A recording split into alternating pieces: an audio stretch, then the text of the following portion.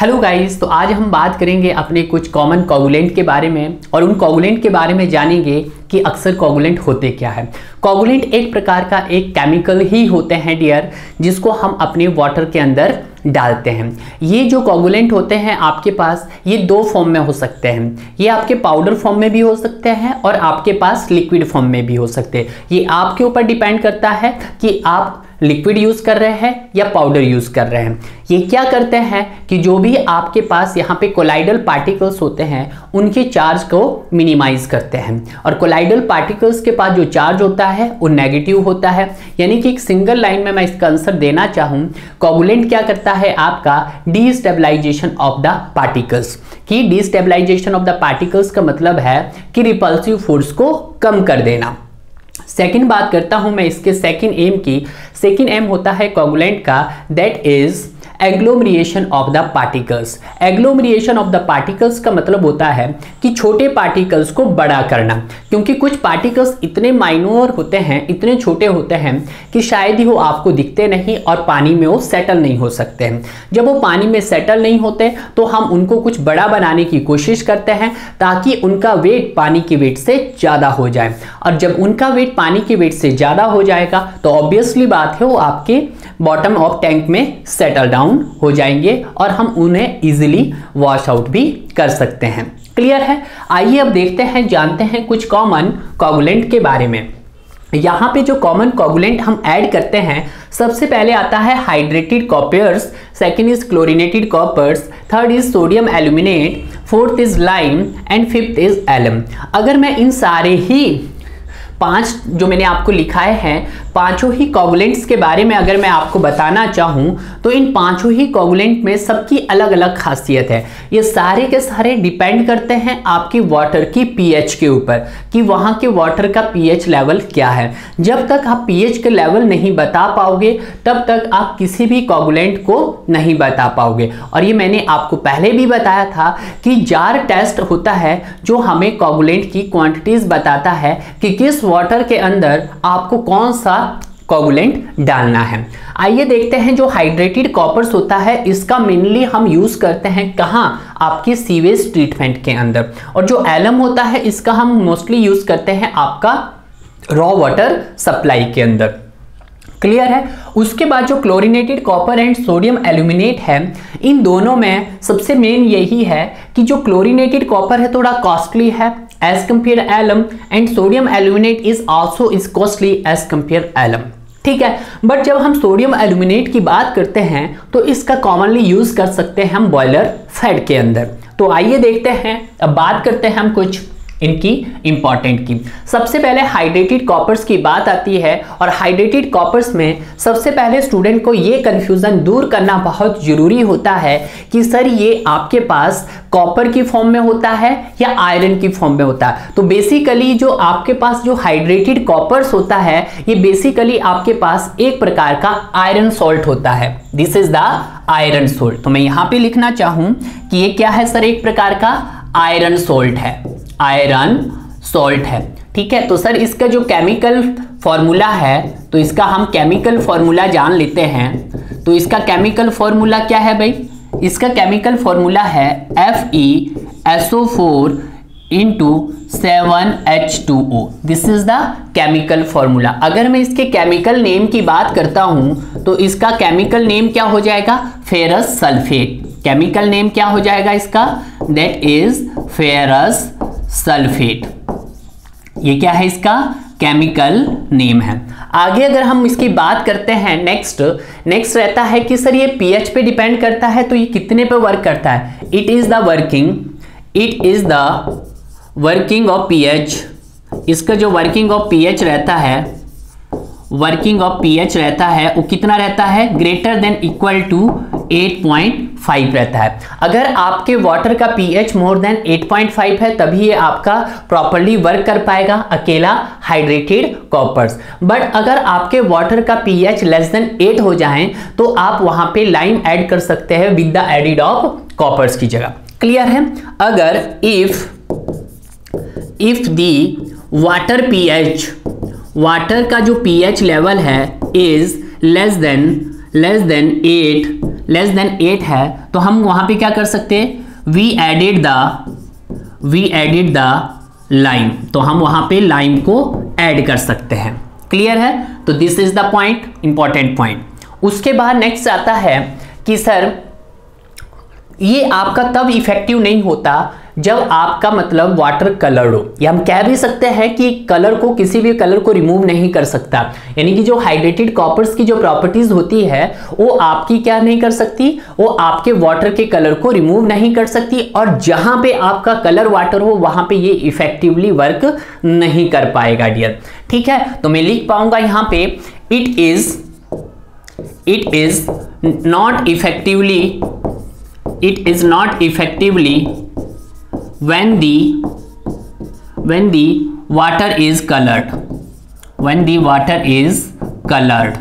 कि वहां पे ये इफेक्टिवली नहीं होगा जहां पे आपके पास it is not effectively when water is coloured. Clear है? नेक्स्ट पॉइंट रहता है सर इट इज चीपर, ये क्या है आपके पास सस्ता है, चीपर देन एलम। तो सर जब ये चीपर देन एलम है तो इसकी एक प्रॉपर्टीज है कि इसका यूज सिर्फ it used only sewage treatment में करते हैं। कहाँ करते हैं हम इसका यूज? सीवेज ट्रीटमेंट के अंदर करते हैं। क्यों करते हैं सर इसका हम वाटर सप्लाई के अंदर क्यों नहीं कर सकते? क्योंकि जब भी हम हाइड्रेटेड कॉपर्स को ऐड करते हैं तो ये हमारे पास क्या बनाता है, हैवियर फ्लॉक बनाता है, और जो क्या होता है आपका अनस्टेबल होता है। ठीक है, तो ये आप लिख सकते हैं इट फॉर्म्स हैवियर फ्लॉक। ये किस तरह का फ्लॉक बनाता है? हैवियर फ्लॉक्स बनाता है, जो कैसा होता है आपके पास, फ्लॉक बोलो या प्रेसिपिटेट बोलो, जो आपके पास अनस्टेबल होता है। ठीक है, अनस्टेबल, और हम नहीं चाहते कि हमें कैसा चाहिए, हमें तो स्टेबल चाहिए। क्लियर है? तो ये पॉइंट हो गए हैं। नेक्स्ट पॉइंट हम यहां पे लिखने की इनकी कोशिश करते हैं। ये तो हो गए आपके पास बहुत सारे पॉइंट, 1 2 3 4 5 6 7 8 9 10 पॉइंट। मैं ये भी लिख सकता हूं कि इसका जो हम यूज करते हैं, इसका जो नॉर्मल डोज होता है, नॉर्मल डोज हम कितना देते हैं ये भी ध्यान रखना आपको पास। नॉर्मल डोज, जो इसका जो नॉर्मल डोज की रिक्वायरमेंट रहती है वो कितनी रहती है? नॉर्मल डोज, जो नॉर्मल डोज रहता है ये आपके पास 10 to 30 मिलीग्राम पर लीटर रहता है। क्लियर है? ये बात याद रखना। और जनरली हम जो यूज कर सकते हैं, और जनरली जो आप यूज करते हैं वो कितना रहता है आपके पास? 14 milligram per litre. 14 milligram per litre में क्या है कि 1 लीटर वाटर में आपको कम से कम 10 से लेकर 13 मिलीग्राम ऑफ हाइड्रेटेड कॉपर्स की रिक्वायरमेंट होती है। क्लियर है? तो दिस इज द कंडीशन। अब इसकी कुछ केमिकल्स रिएक्शंस होती है कि पहले चाहे उसको लाइम के साथ ऐड करवाओ, चाहे आप उसको लाइम के साथ करवाओ, चाहे कॉपर के साथ ऐड करवाओ। ठीक है, तो जब उसने लाइम के साथ ऐड किया, this is the hydrated lime. ये क्या है आपके पास? Hydrated lime. ध्यान रखना, क्वेश्चंस पूछा जाता है कि आपके पास हाइड्रेटेड लाइम होता है या quick lime. This is the hydrated lime and this is it imparts. Clear है? तो आपने यहाँ पे पहले लाइम को ऐड किया, और जब लाइम को ऐड किया तो आपको क्या इम्पार्ट्स हुआ? Calcium sulphate. और कैल्शियम सल्फेट आपके पास यहाँ पे किस प्रकार का हार्डनेस होता है? Permanent hardness. किस प्रकार का? परमानेंट हार्डनेस होता है। ठीक है, और उसके बाद FeOH ट्वाइस फेरिक हाइड्रोक्साइड मिलता है आपके पास, जो एक प्रेसिपिटेट की फॉर्म में मिलता है, प्लस वाटर। इसीलिए आप फर्दर कॉपर ऐड करते हैं, कॉपर एडिड करते हैं, तो आपके पास कुछ इस तरह से मिलता है CaHCO3। आपके पास मिलता है कैल्शियम बाइकार्बोनेट, जो प्रेजेंट होता है एक एल्कनिटी की फॉर्म में, जो प्रेजेंट होता है आपके पास एल्कनिटी की फॉर्म में। किसकी फॉर्म में? एल्कनिटी की फॉर्म में आपके पास पानी में प्रेजेंट होता है कैल्शियम बाइकार्बोनेट। और फिर आपको पास CaSO4 मिलता है। CaSO4 अगेन इट इज आपके पास परमानेंट हार्डनेस है, एंड FeHCO2 प्लस H2O। उसी प्रकार से जब आप यहाँ पे आयरन बाइकार्बोनेट ऐड करते हैं, फिर कैल्शियम हाइड्रोक्साइड, तो आपके पास FeOH twice plus 2 CO3 plus 2 water form होता है। फाइनली जब आप इसके अंदर FeOH ट्वाइस के अंदर क्या ऐड करते हो? आप ऑक्सीजन ऐड करते हैं प्लस वाटर, तो आपके पास बन जाता है फेरिक हाइड्रोक्साइड, जो आपको एक प्रेसिपिटेट की फॉर्म में मिलता है। क्लियर है? तो कुछ नहीं करना है आपने, चाहे लाइम ऐड करो चाहे आप कॉपर ऐड करो, आपको लास्ट में मिलता क्या है, आपको एक प्रेसिपिटेट फॉर्म हो जाता है और वो प्रेसिपिटेट रहता है आपके पास फेरस हाइड्रोक्साइड की फॉर्म में। क्लियर है? और ये फेरस हाइड्रोक्साइड में जितनी भी आपकी कोलाइडल इंप्योरिटीज होगी वो सारी की सारी किस पे चिपक जाएगी आपकी, ये एक स्टिकी प्रेसिपिटेट बनाता है, ये एक स्टिकी जेलाटिनियस प्रेसिपिटेट बनाता है जो इसके आके क्या हो जाता है, चिपक जाते हैं जितने भी आपके कोलाइडल पार्टिकल्स होते हैं। क्लियर है? आगे देखते हैं हम, नेक्स्ट आता है क्लोरीनेटेड कॉपर्स के बारे में। जो क्लोरीनेटेड कॉपर्स के बारे में देखें हम तो FeSO4 7H2 प्लस क्लोरीन को क्लोरीन के साथ रिएक्ट करता है। जब आपके देखिएगा इससे पीछे हमने क्या देखा कि जो आपके पास हाइड्रेटेड कॉपर था उसको आप अगर क्लोरीन के साथ रिएक्ट करवाएंगे तो आपके पास क्या मिलेगा, या तो फेरस सल्फेट मिलेगा या फेरिक क्लोराइड मिलेगा। तो आपको क्या मिलेगा, फेरिक सल्फेट मिलेगा, या तो हमें मिलेगा फेरिक सल्फेट मिलेगा आपको, यहां आपको मिलेगा फेरिक क्लोराइड। क्या मिलेगा, फेरिक क्लोराइड मिलेगा। क्लियर है?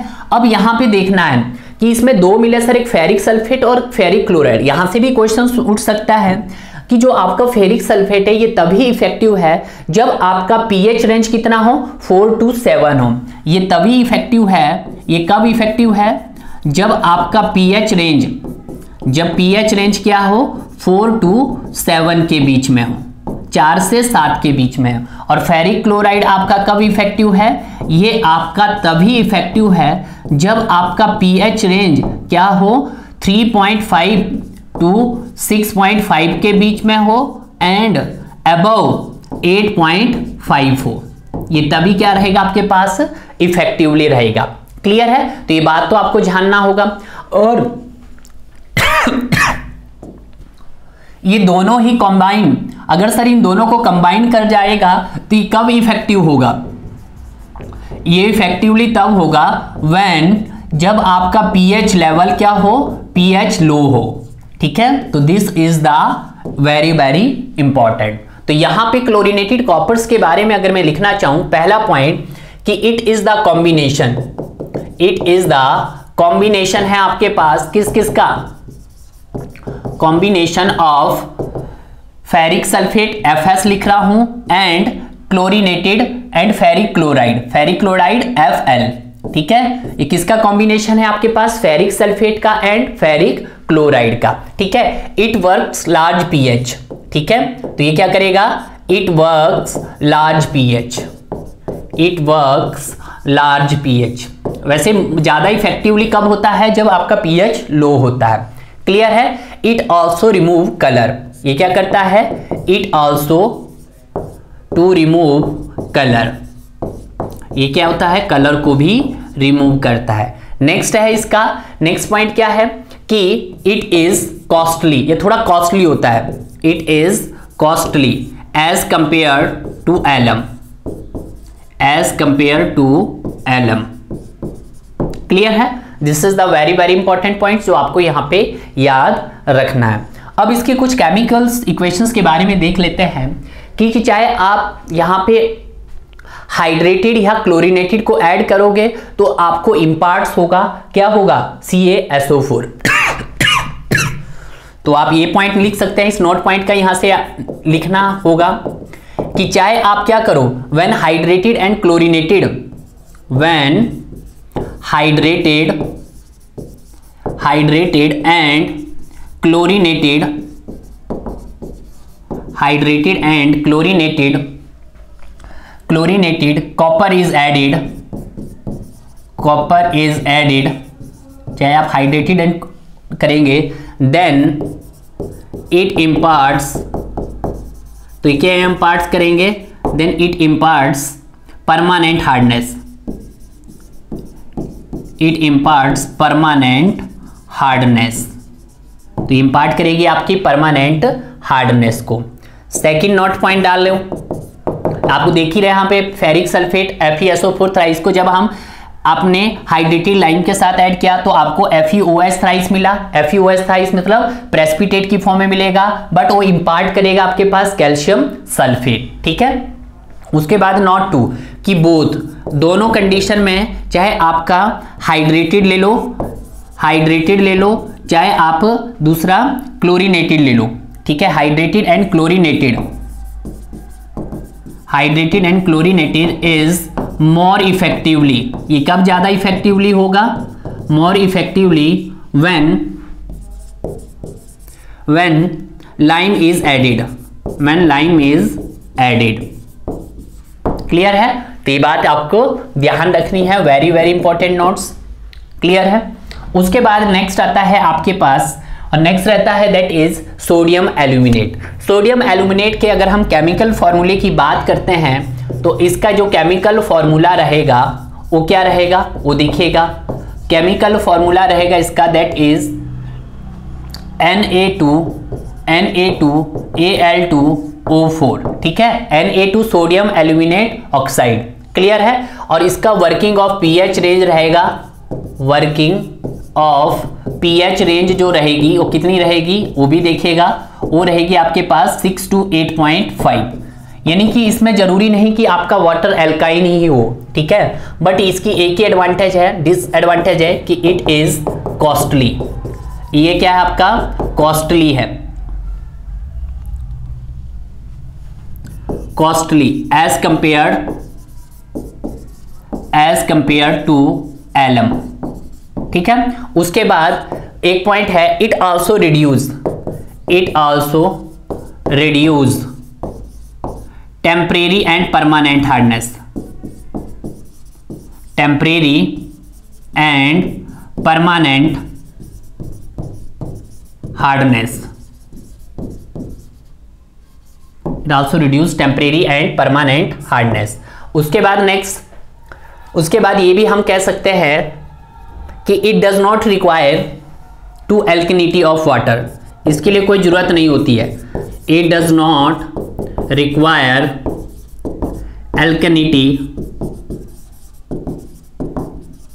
एल्कनिटी ऑफ वाटर। उसके बाद नेक्स्ट, सर इसका यूज कहाँ करते हैं हम? इसका यूज करते हैं आप that is boiler fat. It used for boiler fat, boiler fat के अंदर हम इसका यूज करते हैं। क्लियर है? तो this is the very very important. बाकी इसमें आपको कुछ ज्यादा याद रखना भी नहीं है। अगर हम इसकी एक वो बनाते हैं, ये क्या करते हैं, इसमें कुछ कैल्शियम और मैग्नीशियम रिएक्ट करता है, इसकी कुछ temporary Cl negative and SO4 negative के साथ and CO3 negative and HCO3 negative. यहाँ पे क्या है कि इसमें कुछ कैल्शियम और मैग्नीशियम रिएक्ट करता है कुछ टेम्परेरी कंपाउंड्स के साथ और कुछ परमानेंट कंपाउंड्स। तो कैल्शियम और सल्फेट क्या है यहाँ पे? टेम्परेरी है, और जो आपके पास CO2 कार्बोनेट और बाइकार्बोनेट क्या है आपके पास? परमानेंट है। जब ये रिएक्ट करता है किसके साथ? Na2Al2O4 के साथ, तो आपको क्या बनाएगा? या तो वो सोडियम के एल्यूमिनेट बनाएगा, सॉरी कैल्शियम के एल्यूमिनेट बनाएगा, या फिर मैग्नीशियम के एल्यूमिनेट बनाएगा। तो CaAl2O4 जो एक प्रेसिपिटेट की फॉर्म में होंगे, ठीक है, और दूसरा या तो Mg बनाएगा, MgAl2O4 जो प्रेसिपिटेट की फॉर्म में होगा। क्लियर है? तो ये चीजें हैं जो आपको सिर्फ ध्यान रखनी है, ज्यादा नहीं है, कि जब तभी रिएक्ट करेगा जब आपके वाटर में कैल्शियम और मैग्नीशियम के कंपाउंड्स होंगे, वो भी कैसे, कुछ टेम्परेरी कुछ परमानेंट। तो रिएक्ट करके क्या बनाएगा? वो कैल्शियम के एल्यूमिनेट और मैग्नीशियम के एल्यूमिनेट बनाएगा, जो पानी में आपके क्या हो जाएंगे? सेटल डाउन हो जाएंगे। क्लियर है? तो इस तरह से हमारा ये वाला भी कंप्लीट हो गया। तो तीनों करते हैं। अब बात करते हैं अपने नेक्स्ट की, दैट इज लाइम। लाइम बचा आपका, और लास्ट बचा दैट इज एलम। तो आइए डियर, अब हम बात करते हैं अपने कोगुलेंट नंबर 4 की। इससे पहले मैंने आपको 3 कोगुलेंट ऑलरेडी अंडरस्टैंड करवा दिए हैं। अब हम बात करते हैं लाइम की। लाइम आपके पास एक प्रकार का एक यूनिक कोगुलेंट है। तो मैं यहाँ पे लिखता जाता हूं कि sir it is a unique coagulant. तो मैं यहाँ पे फर्स्ट पॉइंट लिख रहा हूं इसका, इट इज ए यूनिक। कैसा है ये? यूनिक कोगुलेंट है, यूनिक कोगुलेंट है। क्लियर है? उसके बाद क्या है, इसकी रिक्वायरमेंट तभी होती है जब आपके वाटर में ये फॉस्फोरस और नाइट्रोजन प्रेजेंट होता है। तो ये लिख सकते हैं, it is required to remove phosphorus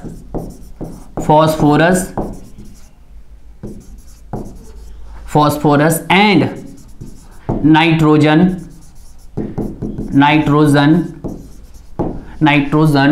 from the water। इसका हम तभी यूज करते हैं अगर आपके पानी में अगर क्या हो, फॉस्फोरस हो और नाइट्रोजन हो, उसको रिमूव करने के लिए। क्लियर है? It is also use to conjugation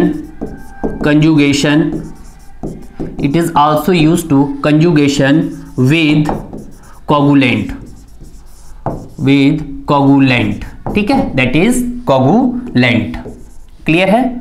coagulant clear है? तो ये बात आपको क्लियर हो जानी चाहिए कि बस इससे एक ही आपको पॉइंट याद रखना है कि इसको कहां पे यूज किया जाता है। इसको आप उस वाटर में यूज किया जाएगा जहां पे या तो फॉस्फोरस प्रेजेंट हो, नाइट्रोजन प्रेजेंट हो, उसको रिमूव करने के लिए आप लाइम का यूज करते हैं। क्लियर है? उसके बाद यहां पे इसके जो केमिकल्स फॉर्मूला हो सकता है दैट इज लाइम होता है आपके पास CaO, ठीक है। वैसे तो इसकी फॉर्म अलग अलग हो सकती है, क्विकलाइम भी हो सकता है आपके पास, हाइड्रेटेड लाइम भी हो सकता है। जैसे फॉर एग्जांपल बस यही हो गया, यही काफी है उसमें। आगे देखते हैं हम, अब देखते हैं लाइम के बारे में कि जो लाइम आपके पास होता है ये लाइम क्या बोलता है। एलम बोलता है सबसे पहले सर, ये एलम जो है ये एक भाई राजा है ये, ठीक है। हम इंडियन लोग जो ज्यादातर यूज करते हैं हम एलम को ही यूज करते हैं क्योंकि हम एक सस्ती चीजों को प्रेफर करते हैं यार। हम लोग इतना इन्वेस्टमेंट नहीं कर सकते हैं कि वहां पे हम सोडियम नाइट्रेट और कॉपर्स वगैरह यूज कर सके, कॉपर्स, ठीक है। तो वहां पे हम मोस्टली क्या यूज करते हैं, एलम का ही यूज करते हैं, ठीक है। और एलम का ही यूज आपके रॉ वाटर सप्लाई में किया जाता है। सीवेज ट्रीटमेंट में मैंने आपको बताया था कि सीवेज ट्रीटमेंट में आपको कौन सा करना है, ठीक है, वो आपको पहले ही बता दिया। बॉयलर फेड में कौन सा करना है वो पहले ही बता दिया। एलम जो होता है ये आपका, इसका सबसे पहले जो इसका केमिकल फॉर्मूला होता है, इसका जो केमिकल फॉर्मूला होता है वो क्या होता है आपके पास, वो होता है हमारे पास that is Al2SO4 thrice into 18H2O। This is the chemical formula. इसकी जो वर्किंग ऑफ पीएच रेंज होती है, वर्किंग ऑफ पीएच जो रेंज होती है इसकी वो कितनी होती है, ये होती है आपके पास 6.5 to 8.5। क्लियर है? अगर आपको क्या करना हो, अगर आपको चाहिए कि वाटर को एल्काइन बनाना है तो आप उसमें कभी कभी क्या ऐड कर सकते हैं, लाइम भी ऐड कर सकते हैं। If the water is not alkyne, अगर वहां पे if the water is not alkyne, अगर आपका वाटर एल्काइन नहीं है, एल्कलाइन नहीं है, क्या नहीं है आपके पास, एल्कलाइन नहीं है,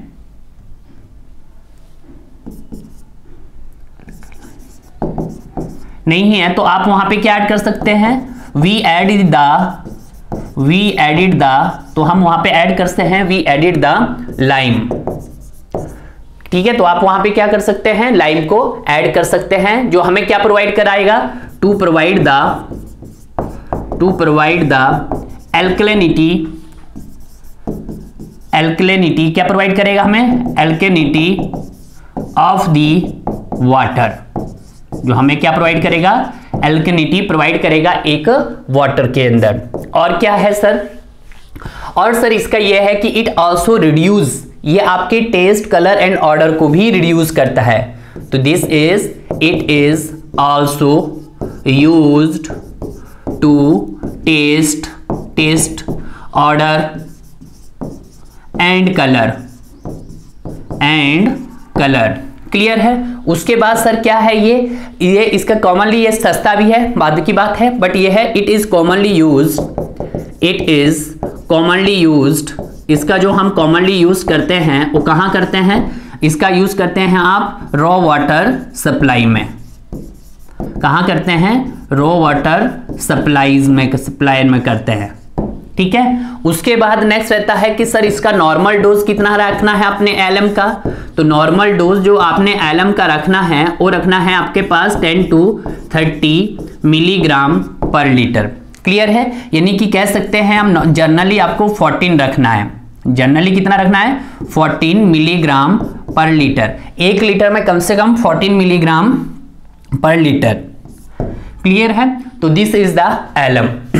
क्लियर है? कहां पे यूज करते हैं, कितने पीएच वर्ग पर रेंज करता है, किस तरह की कंडीशन है, सब आपको यहां पे क्लियर हो गया है। अब देख लेते हैं इसकी कुछ केमिकल्स इक्वेशन कि जब लाइम आपका, जब यहां पे CaO लाइम जब कार्बन डाइऑक्साइड के रिएक्ट करता है तो आपके पास बनता है calcium carbonate CaCO3।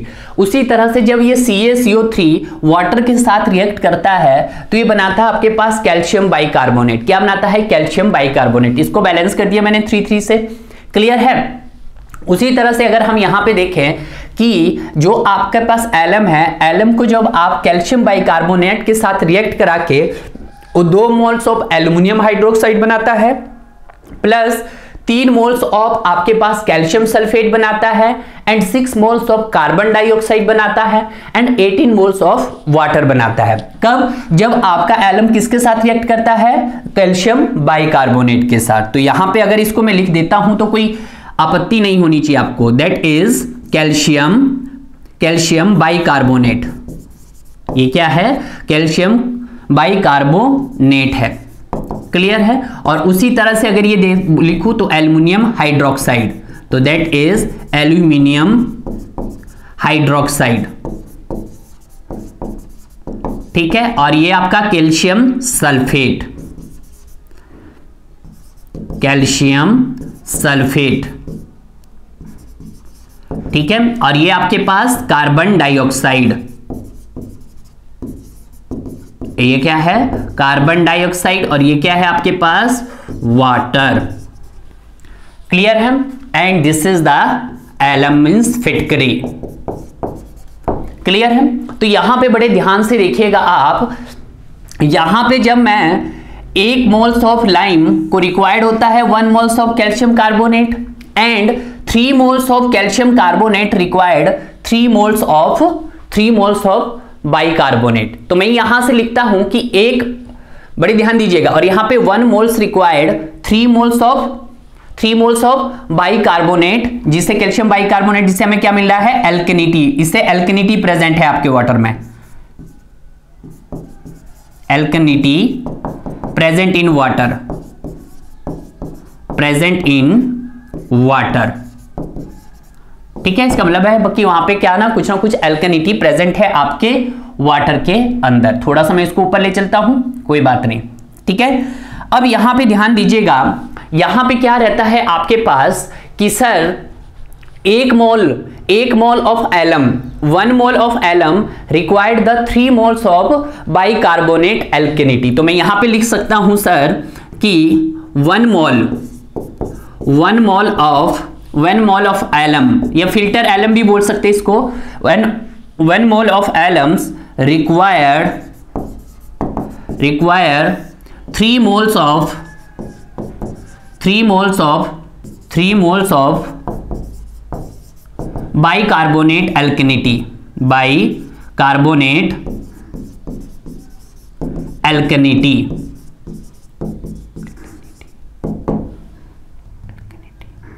Three moles of एल्केनिटी।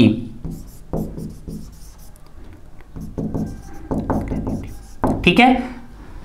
Clear है? तो ये बात आपको क्लियर हो गया। और दूसरी बात ये हम बोलेंगे, अब यहां पे चले गया इक्वेशन नंबर 3 और इक्वेशन नंबर 3 में 3 मोल्स ऑफ कैल्शियम कार्बोनेट, यानी कि 3 moles of calcium carbonate CaCO3 to produce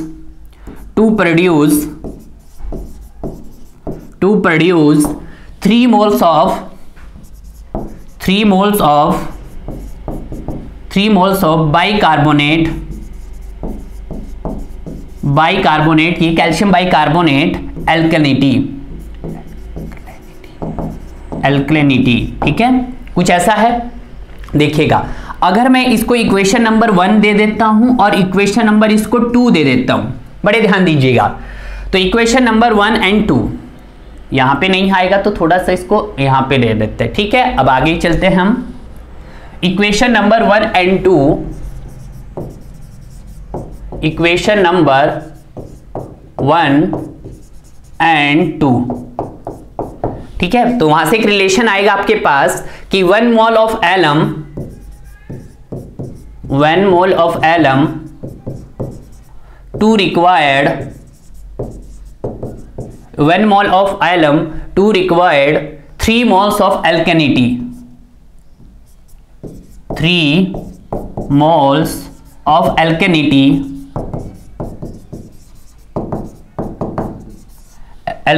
as CaCO3। ये मैंने कहां से लिखा है, यहां से इन दोनों इक्वेशन को सॉल्व करने पे बना मेरे पास कि इनको मैं कुछ इस तरह से लिख सकता हूं कि 1 mole of alum required 3 moles of bicarbonate alkalinity. ठीक है, या 3 moles of bicarbonate, 3 moles of CaCO3। ठीक है, कि 1 मोल ऑफ एलम को रिक्वायर के लिए हमें कितने मोल्स ऑफ एल्केनिटी चाहिए CO3 में, आपको 3 मोल। ठीक है, तो इसी तरह से हम यहाँ पे एक रिलेशंस निकाल सकते हैं 1 मोल ऑफ एलम। तो एलम का जो हमारा ये मैंने आपको बेसिक केमिस्ट्री में बताया था, अब इसका हमें कुछ इक्विवेलेंट वेट निकालना। तो इक्विवेलेंट वेट किसके इक्वल हो जाएगा, इसके मॉलिक्यूलर वेट के इक्वल हो जाएगा। तो यहाँ पे हम इसका क्या निकाल देंगे, एलम का क्या निकाल देंगे, आप सारे को सबका निकाल देंगे मॉलिक्यूलर वेट। तो इनका सबका जो वेट आ जाएगा आपके पास मॉलिक्यूलर वेट, यह कितना आ जाएगा 660 ग्राम। तो 1 gram of 1 mole of alum के लिए कितना 660 ग्राम। एंड उसी तरह से 3 मोल के लिए आपके लिए, तो 3 मोल्स के लिए 3 मोल एल्केनिटी ऑफ CaCO3। कैल्शियम का होता है 40 एंड कार्बन का होता है 12, ऑक्सीजन का होता है 16, 48 और 12। तो ये कैसे आया भाई, ये आपको पता होना चाहिए, that is 40 plus 12 plus 3 into 60। तो यहां पे आइए आप 40 प्लस 12 प्लस 48, तो यहां से कितना आ गया आपके पास 100 आ गया। तो दैट इज 100 ग्राम। ठीक है, तो 1 मोल्स, तो यहां पे क्या आपके पास आ गया कि 1 grams of alum required 3 into 1000 gram of, इतना क्या चाहिए आपके पास एल्केनिटी एज ए CO3। ठीक है, तो इतना आपके पास आ जाएगा gram of alkalinity as CO3। तो यहां पे लिख दो ग्राम एल्केनिटी एज CaCO3। अब इसको मिलीग्राम में करो, कन्वर्ट कर दो। अब इसी को हम 1 मिलीग्राम बना लेते हैं, तो 1 milligram per litre, 1 milligram per litre में आपको कितना filter alum is required, 1 milligram of filter, इसको मैं फिल्टर एलम लिख रहा हूं, यही है ये alum, filter alum is to required कितना, इसको आप क्या करोगे मिलीग्राम पर लीटर में करोगे, इसको जो भी आप यहां पे 3 इंटू 100 इंटू 666 करोगे तो आपके पास 0 पॉइंट समथिंग आएगा। ठीक है, उसको आप फिर मिलीग्राम में कन्वर्ट करने के लिए, इसको लीटर बनाने के लिए आपके पास कितना आ जाएगा total 0.45 milligram per litre एल्केनिटी as CaCO3। ठीक है, तो इसका मतलब क्या हुआ, इसका मतलब यही हुआ कि 1 मिलीग्राम ऑफ लीटर, कि 1 लीटर में कितना, एक देखो यहां पे इसका मतलब हुआ कि 1 लीटर वाटर था आपके पास और 1 लीटर वाटर में आपने 1 mg क्या ऐड डाला है, एलम डाला है। तो इसमें जिसने जो जितनी एल्केनिटी प्रोड्यूस की है, इसने कितनी, इसको प्रोड्यूस करने के लिए कितनी एल्केनिटी चाहिए होगी हमें 0.45। क्लियर है कि 1 लीटर वाटर के लिए हमें कितनी एल्केनिटी की रिक्वायरमेंट होगी 0.45 mg मिलीग्राम पर लीटर की एल्केनिटी की हमें रिक्वायरमेंट होगी। ठीक है, तो this is the very most important, क्योंकि यहां पे अक्सर आपसे एग्जामिनर क्वेश्चंस पूछ सकता है और ये जरूरी नहीं है, आपको याद रहेगा तो ज्यादा बेटर रहेगा। ठीक है, तो इसको याद करेंगे कोशिश मत करो, डायरेक्ट निकाल के रखो, ये पॉइंट्स बना दिए आपके पास, पहला स्टेप। दूसरा स्टेप, अब बड़े ध्यान से आ जाइएगा पीछे, यहां पे देखिएगा कि 1 mole of alums and 3 moles of bicarbonates, कि 1 मोल को प्रोड्यूस करने के लिए हमें कितना चाहिए 3 मोल्स चाहिए। ठीक है, बट हम इसका यहां पे भी निकाल सकते हैं, जैसे यहां पे देख लीजिएगा पहले कि 1 ग्राम ऑफ एल्केनिटी, देखिएगा कि यहां पे इस कैल्शियम का कितना होगा 40, ऑक्सीजन का होगा 12, 56 ग्राम ऑफ कैल्शियम को रिक्वायर चाहिए हमारा कितना CaCO3, आपका Ca है 40, कार्बन 48 और 60 और 40 कितना हो गया आपके पास 100। ठीक है, तो इसको भी हम निकाल सकते हैं। तो इक्वेशन नंबर 1 से दिखेगा। इक्वेशन नंबर 1 का भी हम बना सकते हैं, ये भी आपके पास क्वेश्चंस आ सकते हैं कि जैसे ये देखिएगा CaO प्लस CO2 तो क्या बनाता है, CaCO3 बनाता है। ठीक है, तो यहां पे कैल्शियम का कितना हो गया, 56 ग्राम। तो 56 gram of CaCO calcium carbonate कितना प्रोड्यूस करता है आपके पास, ये प्रोड्यूस करता है आपका पास 100 ग्राम। कितना प्रोड्यूस करता है, 100 ग्राम ऑफ CaCO3। तो 1 ग्राम के लिए कितना आ जाएगा आपके पास, 1 ग्राम के लिए निकाल दो, 1 ग्राम ऑफ एल्केनिटी की फॉर्म में लिखना है इसको, एल्केनिटी टू प्रोड्यूस, कितना प्रोड्यूस करेगी ये, तो ये करेगी आपके पास that is 56 divided by 100 gram as a CaCO3। Clear है, तो ये हो गया आपके पास। तो 1 मिलीग्राम, इसको मिलीग्राम में कन्वर्ट करेंगे तो 1 milligram of alkalinity, 1 milligram of alkalinity as CaCO3, तो कितना प्रोड्यूस हो रहा है, CaCO3 रिक्वायर्ड, कितना रिक्वायर चाहिए उसके लिए, तो यहां पे करेंगे तो दैट इज 0.56, कितना आ जाएगा 0.56 मिलीग्राम पर लीटर। क्लियर है, इतना आपको चाहिए ऑफ CaO, इतना लाइम चाहिए CaO। क्लियर है कि 1 मिलीग्राम लीटर, कि 1 लीटर वाटर में 1 मिलीग्राम एल्केनिटी कितना CO प्रोड्यूस करेगी, 0.56 का COD प्रोड्यूस करेगी। तो इसको भी आप क्या कर लीजिएगा, ठीक है, तो ये भी आपके पास इंपॉर्टेंट पॉइंट्स के रूप में आ गया यहां पे, सेकंड इंपॉर्टेंट पॉइंट। ठीक है, अब आ जाते हैं थर्ड पे, अभी हम पीछे चलेंगे, देखिएगा, अब आ जाओ यहां पे। अब यहां पे देखना आपके कि A1 mole of alum produce the 2 mole of aluminium hydroxide, उसी तरह से 1 mole of alum produce the 3 moles of calcium sulphate, 1 mole of alum to produce the 6 moles of the carbon dioxide. Clear है, तो इनको भी हम सब निकालने की कोशिश करते हैं, यहां पे इसको भी निकालने की कोशिश करते हैं। ठीक है, कि 1 mole of alum to produce 2 moles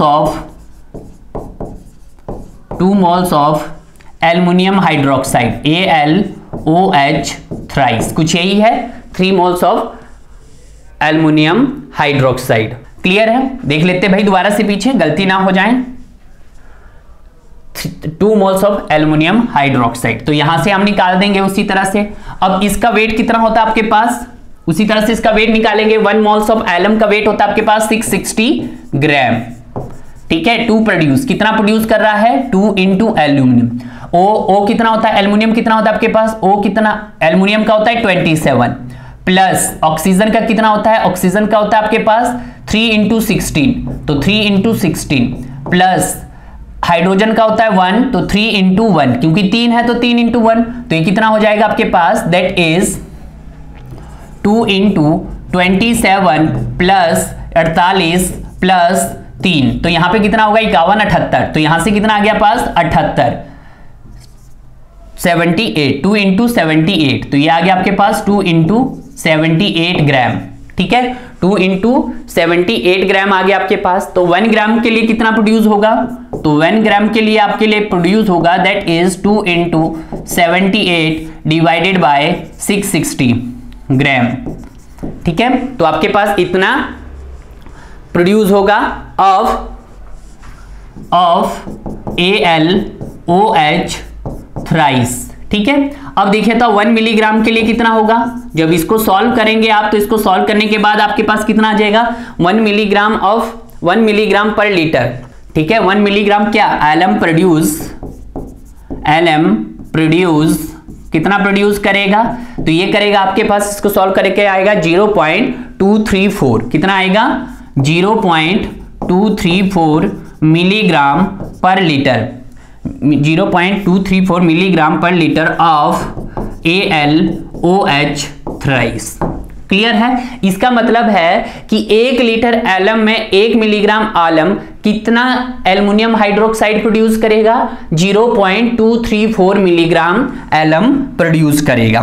तो इसको भी आप क्या कर लो, कैप्चर कर लो, क्योंकि ये क्वेश्चंस पूछ सकता है, डायरेक्ट क्वेश्चंस आपसे पूछ सकता है कि 1 milligram per litre alum produce how many aluminium hydroxide. तो कितना एल्युमिनियम हाइड्रोक्साइड प्रोड्यूस करेगा? 0.234। क्लियर है? अब उसी तरह से हम नेक्स्ट देखते हैं कि 1 moles of alum, next statement भी आएगी इसके पास कि 1 moles of alum to produce कितने मोल थे आपके पास कैल्शियम सल्फेट के? तो यहां पे आ जाइएगा आप, तो यहां पे 1 moles of alums and 3 moles of calcium sulphate and 3 moles of calcium sulphate and 3 moles of CaSO4। Clear है? तो 1 मोल्स ऑफ एलम का वेट होता है 660 gram to produce 3 moles, 3 into calcium का कितना होता है आपके पास 40 प्लस ऑक्सीजन का 32 32 प्लस ऑक्सीजन का कितना हो गया 64। क्लियर है? तो इसको आपके पास तो 1 ग्राम के लिए कितना करेंगे, तो इसको सॉल्व करेंगे तो 3 इंटू 136, यही है 4 और 2 6, ठीक है, 6 3 9 4 13 divided by 660 gram to produce 260 gram of CaSO4। Clear है? तो 1 milligram per litre of filter alum to produce कितना प्रोड्यूस करेंगे? तो इसको सॉल्व कर देंगे आप, तो कितना प्रोड्यूस आएगा आपके पास? तो ये आ जाएगा 0.613 milligram per litre of CaSO4। Clear है? यानी कि 1 milligram per litre of filter alum, कि जब 1 लीटर में आपने 1 मिलीग्राम फिल्टर एलम डाला तो उसमें कितना कैल्शियम सल्फेट आया? 0.613 मिलीग्राम आपका क्या रहा? कैल्शियम रहा। तो इसको भी क्या कर दीजिएगा आप, कैप्चर कर दीजिएगा। ठीक है? अब नेक्स्ट करते हैं। अब नेक्स्ट आता है कि 1 mole of alum, next is 1 mole of alum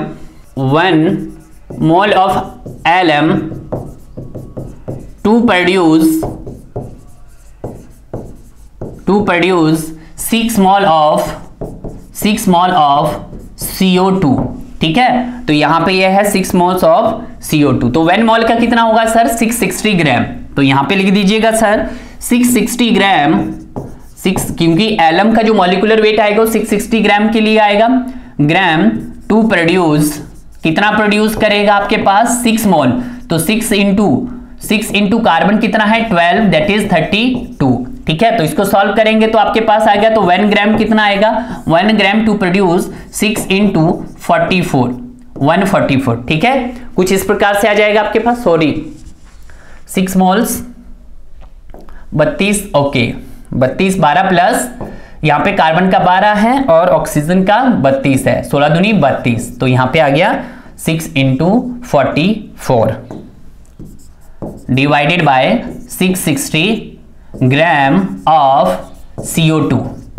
ठीक है? तो इसको जब हम सॉल्व करेंगे तो इसको सॉल्व करके क्या आएगा आपके पास? इसको सॉल्व करके आएगा 0.396। ठीक है? तो 1 milligram per litre of filter alum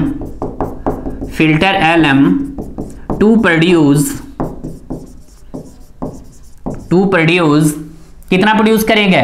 to produce 0.396 milligram per litre of CO2। Clear है? कि देखिएगा मैंने आपको सारी चीजें बता दी कि 1 मिलीग्राम के एलम से आपको क्या क्या चीजें प्रोड्यूस हो रही है। क्लियर है? तो यहां पे ये भी आपको क्या कर लो, इसको कैप्चर कर लो, दैट इज 0.396। क्लियर है? अब बड़े ध्यान दीजिएगा, अब यहाँ पे हम थोड़ा सा फोकस करेंगे, कुछ नहीं किया हमने, कुछ ज्यादा बड़ी हिस्ट्री नहीं की, कि जब आपके पास सर 1 मिलीग्राम, 1 मिलीग्राम, बड़े ध्यान दीजिएगा, मैं आपको समझाने की कोशिश यहीं पे कर रहा हूं कि 1 milligram per litre of alum था, यानी कि 1 लीटर में जब 1 मिलीग्राम आपके पास क्या था, एलम था, तो कितना आपका वहां पे प्रोड्यूस हो रहा था एल्युमिनियम हाइड्रोक्साइड। तो कितना एल्युमिनियम हाइड्रोक्साइड प्रोड्यूस हो रहा था, 0.234। तो यहां पे प्रोड्यूस हो रहा था 0.234 मिलीग्राम पर लीटर, इतना प्रोड्यूस हो रहा था। क्लियर है। और सर कैल्शियम सल्फेट आपके पास कितना प्रोड्यूस हो रहा था, 0.613। तो ये हो रहा था 0.613 मिलीग्राम पर लीटर, इतना एलम प्रोड्यूस हो रहा था। उसी तरह से कितना कार्बन डाइऑक्साइड प्रोड्यूस हो रहा था, 0.396। तो दैट इज 0. ये कितना हो रहा था आपके पास, 0.396 मिलीग्राम पर लीटर। ठीक है, इतना हो रहा था आपके पास, दैट इज। तो ये डायरेक्ट क्वेश्चंस पूछ सकते हैं आपसे एग्जामिनर। अब यहां तो 1 एलम होगा, अगर मैं इसको 10 एलम कर दूंगा, इसको अगर मैं 10 एलम तो इसको 10 से मल्टीप्लाई कर देना 0.234 को। ठीक है, उसी तरह से इसको 10 से मल्टीप्लाई कर देना, 10 से मल्टीप्लाई कर देना, तो आपको उतना एलम प्रोड्यूस हो जाएगा। क्लियर है। तो इसीलिए था कि क्वेश्चंस पूछे जाते हैं एग्जामिनर में कि 1 alum produce the 0.234 milligram of aluminium hydroxide, 0.613 milligram of calcium sulphate and 0.396 milligram of carbon dioxide. Clear है। तो दिस इज द, ये आपको जब भी आप क्वेश्चंस करेंगे तो वहां पे काफी हेल्प करेगा। क्लियर है। आगे देखते हैं इसकी कुछ एडवांटेज एंड डिसएडवांटेज के बारे में देख लेते हैं। एडवांटेज क्या है सर इसकी, एलम की एडवांटेज क्या है, एडवांटेज है, पहली advantage sir it is cheap, ये सस्ता है। ठीक है, इट इज चीप, पहला पॉइंट ये सर सस्ता है। दूसरा क्या है सर, यहां पे जो फ्लॉक बनते हैं, फ्लॉक और जो प्रेसिपिटेट फॉर्म होते हैं वो कैसे होते हैं, स्टेबल होते हैं, बाकी में वो स्टेबल नहीं हो रहे थे। सर तीसरी एडवांटेज क्या है, ये सर रिड्यूस करता है, रिड्यूस दी टेस्ट को रिड्यूस करता है, आपके ऑर्डर को रिड्यूस करता है एंड कलर को भी रिड्यूस करता है। This is the advantage. तो सर इसकी तो एडवांटेज हो गई, तो कुछ ना कुछ सर इसकी डिसएडवांटेज भी होनी चाहिए। बिल्कुल, तो इसकी डिसएडवांटेज क्या है आपके पास, डिसएडवांटेज जो है इसकी डियर, वो है आपके पास, उनको देखिएगा। डिसएडवांटेज क्या है कि जो भी आपका स्लज फॉर्म होता है उससे आपका वाटर को डिवॉटरिंग करना डिफिकल्ट होता है। तो यहां पे लिखता हूं टू डिफिकल्ट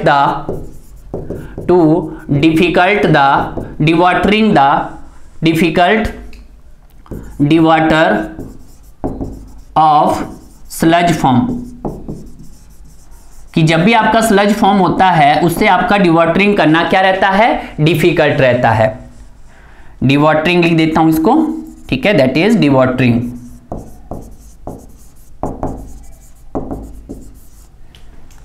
ठीक है, उसके बाद due to addition of alum, जैसे हम एलम को ऐड करते हैं तो ये हमें क्या दे रहा होता है, देखिएगा एलम को ऐड करने से हमें रटना नहीं होता है, यहीं से हम सीखना पढ़ना आपको देखता है, रटते नहीं हम। यहां पे देखिएगा कि सर जैसे ही हमने यहां पे एलम डाला तो it is also leads to calcium sulphate, और कैल्शियम सल्फेट आपके पास किस टाइप का है, ये सर मेरे पास एक प्रकार का परमानेंट हार्डनेस है। तो ये भी एक सबसे बड़ी इसकी ड्रॉबैक है। अगर सर वहां पे आपका परमानेंट हार्डनेस होगा तो ये कॉरोजन रेजिस्ट करेगा आपके पास। क्लियर है। अब देखिएगा इसमें इतना पॉइंट क्लियर हो गया आपके पास, यहाँ पे 0.234 0.6314, और क्या करता है सर, ये लीड करता है आपके पास परमानेंट हार्डनेस को। तो ये भी एक एडवांटेज ही हुई, हम नहीं चाहते कि हमें परमानेंट हार्डनेस चाहिए भाई। ठीक है, तो एक पॉइंट लिख सकता हूं नेक्स्ट कि due to addition of alum, तो ये क्या करता है, to the water permanent hardness increase, permanent hardness को क्या करता है, इंक्रीज करता है ड्यू टू CaSO4। क्लियर है। And also make the water make the water and also make the water to corrosion resist। Clear है? तो दिस इज द, ये चीज है जो आपको यहां पे थोड़ी सी ध्यान रखनी है, ठीक है। और next, the quantity of coagulant to determine the